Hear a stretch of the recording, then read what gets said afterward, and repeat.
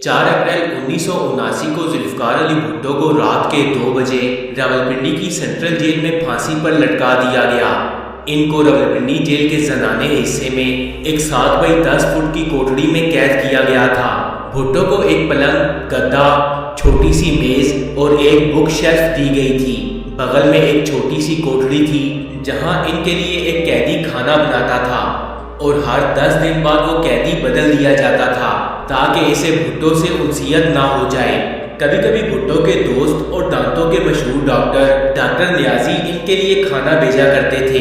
بھٹو کی زندگی پر کتاب لکھنے والے مصنف سلمان تاثیر، جن کا بعد میں قتل کر دیا گیا تھا، اپنی کتاب بھٹو میں لکھتے ہیں کہ شروع کے دنوں میں جب بھٹو بیت الخلاء جاتے تھے تو ایک سیکیورٹی گارڈ وہاں بھی ان کی نگرانی کرتا تھا۔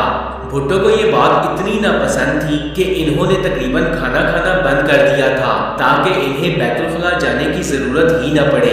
کچھ دن بعد اس طرح کی سخت نگرانی بند کر دی گئی تھی اور ان کے لیے ان کی کوٹڑی کے باہر ایک علیحدہ سے بیت الخلاء بنوا دیا گیا تھا۔ بھٹو کو جیل کے اندر پڑھنے کی مکمل آزادی تھی۔ آخری دنوں میں بھٹو چارلس ملر کی خیبر، جواہر لال نہرو کی ڈسکوری آف انڈیا اور صدیق صالح کی وٹنس ٹو سرنڈر کا مطالعہ کر رہے تھے۔ پنجاب حکومت کے جلاد تارا مسیح کو بھٹو کو پھانسی دینے کے لیے لاہور سے خصوصی طور پر بلوا لیا گیا۔ تارا مسیح کا یہ کام پشتینی پیشہ تھا۔ ان کا پورا خاندان مہاراجہ رنجیت سنگھ کے زمانے سے پھانسی دینے کا کام کر رہا تھا۔ اس وقت تارا مسیح کی تنخواہ 375 روپے ماہانہ تھی اور ہر پھانسی دینے پر انہیں اضافی 10 روپے ملتے تھے۔ بے نظیر بھٹو 2 اپریل 1979 کی صبح اپنے بستر میں لیٹی ہوئی تھی۔ تبھی اچانک ان کی والدہ نصرت بھٹو کمرے میں یہ کہتے ہوئے داخل ہوئی کہ گھر کے باہر موجود فوجی ہم سے یہ کہہ رہے ہیں کہ ہم دونوں کو آج ہی تمہارے والد سے ملاقات کرنے جانا پڑے گا۔ اس کا مطلب کیا ہے؟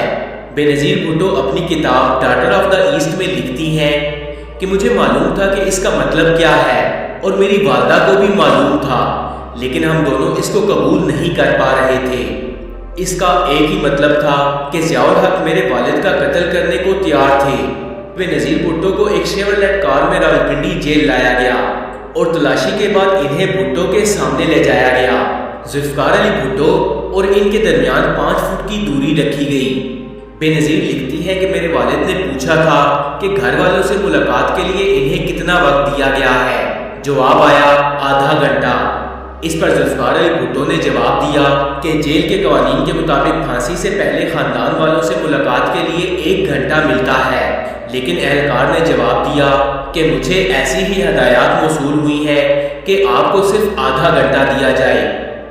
وہ زمین پر ایک گدے پر بیٹھے تھے کیونکہ ان کی کوٹڑی سے میز، کرسی اور پلنگ کو ہٹا دیا گیا تھا۔ بے نظیر نے اپنی کتاب میں لکھا کہ انہوں نے میری لائی ہوئی کتابیں اور میگزین مجھے واپس کر دی۔ میرے والد نے مجھ سے کہا تھا کہ میں نہیں چاہتا کہ میرے مرنے کے بعد وہ لوگ انہیں ہاتھ لگائیں۔ انہوں نے مجھے ان کے وکیل کے دیے ہوئے کچھ سگار بھی واپس کیے۔ وہ کہہ رہے تھے کہ شام کے لیے میں نے ایک سگار بچا کر رکھا ہے۔ انہوں نے شالیمار پولون کی ایک شیشی بھی اپنے پاس رکھی تھی۔ وہ مجھے اپنی شادی کی ایک انگوٹھی دے رہے تھے، لیکن میری والدہ نے انہیں روک دیا۔ اس پر انہوں نے کہا کہ ابھی تو میں اسے پہن لیتا ہوں، لیکن میری پھانسی کے بعد اسے بے نظیر کو دے دیا جائے۔ تھوڑی دیر بعد جیلر آیا اور اس نے کہا کہ ملاقات کا وقت ختم ہو گیا ہے۔ بے نظیر نے لکھا کہ میں نے جیلر سے کہا کہ آپ اس کوٹڑی کو کھولیے، میں اپنے والد کو گلے لگانا چاہتی ہوں، لیکن جیلر نے اس کی اجازت نہیں دی۔ بے نظیر مزید لکھتی ہے، میں نے کہا کہ پلیز، میرے والد پاکستان کے منتخب وزیر اعظم ہیں اور میں ان کی بیٹی ہوں۔ یہ میری آخری ملاقات ہے اور مجھے ان کو گلے لگانے کا حق ہے، لیکن جیلر نے صاف انکار کر دیا۔ میں نے کہا گڈ بائے پاپا۔ میری والدہ نے سلاخوں کے درمیان سے ہاتھ بڑھا کر میرے والد کے ہاتھ کو چھوا اور اس کے بعد ہم دونوں تیزی سے باہر کی جانب نکلے۔ میں پیچھے مڑ کر دیکھنا چاہتی تھی، لیکن میری ہمت جواب دے گئی۔ جیل سپرنٹینڈنٹ یار محمد نے انہیں کالا وارنٹ پڑھ کر سنایا، جسے انہوں نے چپ چاپ سنا۔ بھٹو نے کوٹڑی کے باہر کھڑے گارڈ کو بلایا اور ڈپٹی سپرنٹینڈنٹ سے کہا کہ میرے مرنے کے بعد میری گھڑی اس کو دے دی جائے۔ سپریم کورٹ کی جانب سے ان کی رحم کی اپیل مسترد کیے جانے کے بعد ان کا شیونگ ریزر اس لیے واپس لے لیا گیا تھا کہ کہیں وہ اس سے خودکشی نہ کر لیں۔ سلمان تاثیر نے اپنی کتاب میں لکھا کہ بھٹو نے کہا کہ مجھے داڑھی بنانے کی اجازت دی جائے، میں مولوی کی طرح اس دنیا سے نہیں جانا چاہتا۔ 9:55 پر انہوں نے اپنے دانتوں میں برش کیا، چہرہ دھویا اور بال بنائے اور اس کے بعد وہ سونے چلے گئے۔ رات 1:30 بجے انہیں اٹھایا گیا۔ یہ ہلکے بادامی رنگ کی شلوار قمیض پہنے ہوئے تھے۔ جیل اہلکاروں نے انہیں کپڑے تبدیل کرنے پر زور نہیں دیا۔ جب سیکیورٹی اہلکاروں نے ان کے ہاتھ پیچھے باندھنے کی کوشش کی تو انہوں نے اس کی مخالفت کی۔ آخرکار انہوں نے زبردستی ان کے ہاتھ رسی سے باندھ دیے۔ اس کے بعد انہیں ایک اسٹریچر پر لٹا کر تقریباً 40 گز کی دوری تک لے جایا گیا۔ سلمان تاثیر نے مزید لکھا کہ اس کے بعد بھٹو اسٹریچر سے خود اتر گئے اور پھانسی کے پھندے تک خود چل کر گئے۔ جلاد نے ان کا چہرہ کالے کپڑے سے ڈھانپ دیا اور ان کے پیر باندھ دیے گئے۔ جیسے ہی 2:04 پر مجسٹریٹ بشیر احمد خان نے اشارہ کیا، جلاد تارا مسیح نے لیور کھینچ دیا۔ اس وقت بھٹو کے آخری الفاظ تھے فنش اٹ۔ بھٹو کو پھانسی لگا دیا گیا۔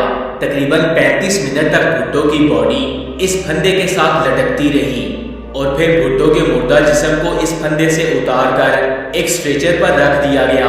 اس زمانے میں راولپنڈی سینٹرل جیل میں خفیہ اہلکار رہے۔ کرنل رفیع الدین اپنی کتاب بھٹو کے آخری 223 دن میں لکھتے ہیں کہ تھوڑی دیر بعد ایک خفیہ ایجنسی کے ایک فوٹوگرافر نے آ کر بھٹو کے پرائیویٹ پارٹس کی فوٹو اتاری۔ حکومت اس بات کی تصدیق کرنا چاہتی تھی کہ آیا بھٹو کی اسلامی طریقے سے ختنے بھی ہوئے تھے یا نہیں۔ تصاویر اتارنے کے بعد اس میں کوئی شک نہیں رہا کہ بھٹو کے ختنے ہوئے تھے۔ اس کے بعد شیام بھاٹیا نے اپنی کتاب گڈ بائی شہزادی میں لکھا تھا کہ بینظیر نے انہیں خود بتایا تھا کہ بھٹو کو موت کے بعد بھی اس بے عزتی سے گزرنا پڑا تھا۔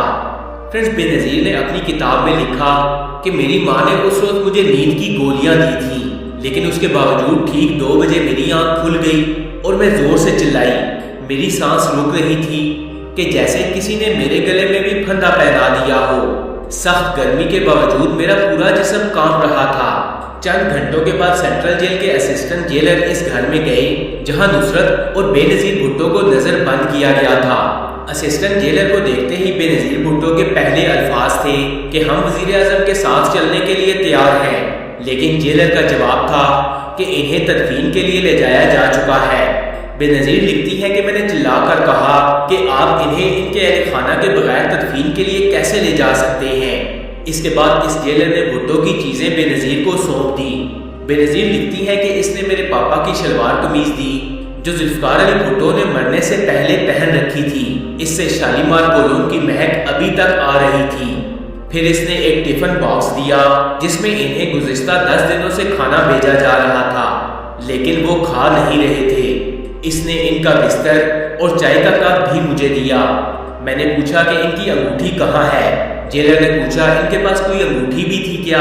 پھر اس نے جھولے میں سے انگوٹھی تلاش کرنے کا ڈرامہ کیا اور پھر انگوٹھی مجھے پکڑا دی۔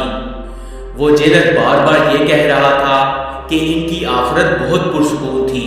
میں اکثر سوچتا ہوں کہ پھانسی بھی کیا کبھی پرسکون ہو سکتی ہے؟